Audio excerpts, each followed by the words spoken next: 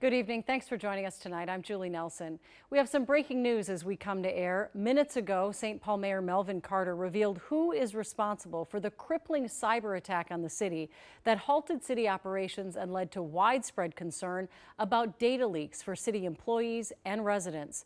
He also revealed a ransom was demanded. We have team coverage on this update. Heidi Wigdahl is looking at the city's tech reboot, but we begin with Jennifer Hoff with details on the mayor's breaking announcement. Jennifer? Julie, we're in downtown St. Paul right now where the mayor just wrapped up a press conference that started within the last half an hour here, where we learned that the ransomware group known as Interlock is in fact responsible for this. And we'll get to more on them in just a moment.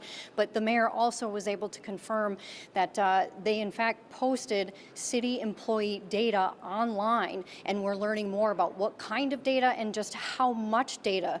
Now, this group is relatively new, coming to light just last fall. They work in a way to convince people to install updates or fixes on their computer, eventually stealing data and concealing it. They do work in some new ways, and we spoke to an ethical hacker about exactly how they do that.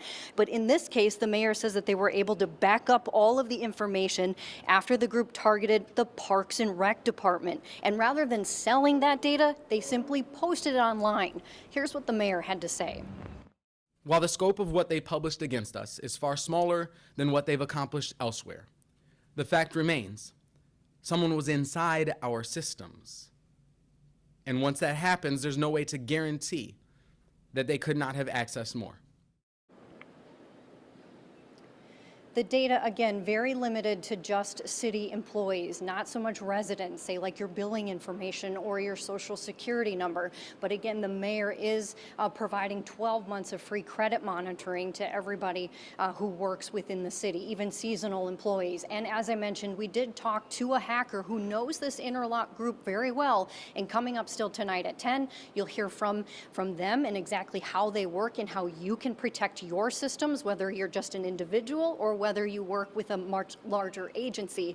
And we'll also hear more from the mayor on exactly the type of documents and information that group got. Back to you.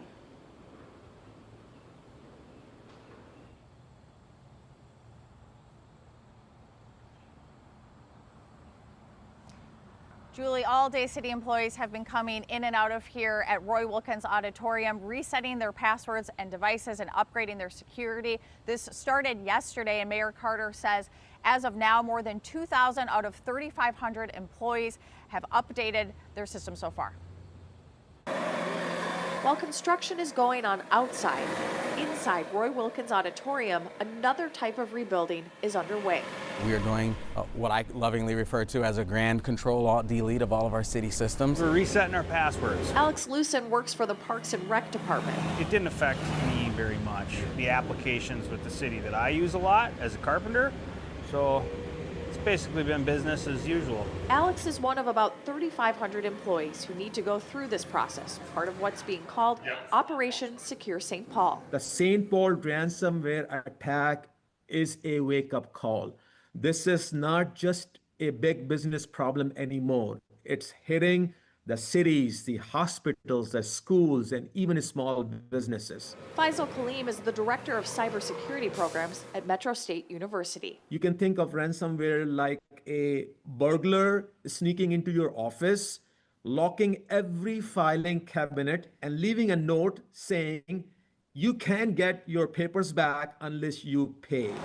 Mayor Carter says the city has not given the hackers any money. According to the city, it successfully backed up all its data and is testing servers as it works to restore internal systems. There's still going to be some sort of financial consequences. Recovery can cost $1 million even without paying the ransom due to rebuilding the system, hiring the cybersecurity experts, and upgrading their defenses. On top of that, Kaleem says you have impacts to services and the city's reputation. An attack of this kind of magnitude can really shake the public confidence in the city's ability to protect the sensitive information. I spoke to one employee who said the whole process took her about a half hour. Again, they'll be back here tomorrow. Also happening tomorrow is a special city council election, and Mayor Carter says it will not be impacted by this attack. Back to you, Julie. All right. Thank you, Heidi.